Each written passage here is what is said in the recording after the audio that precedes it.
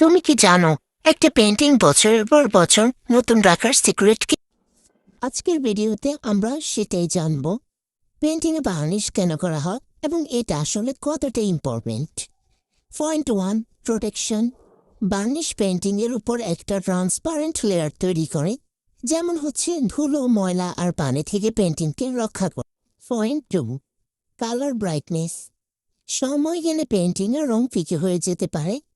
এই কারণে বার্নিশ দিলে রঙগুলো আরও উজ্জ্বল আর ফ্রেশ দেখায়।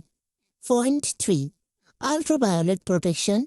সূর্যের আলো পেন্টিংয়ের রং নষ্ট করতে পারে, আর বার্নিশ সে ক্ষতিটা অনেকটাই কমিয়ে দিতে পারে। Point 4, finishing look. বার্নিশ দিলে পেন্টিংয়ে গ্লসি বা ম্যাট একটা লুক আসে, যা পেন্টিংকে আরও প্রফেশনাল করে তোলে।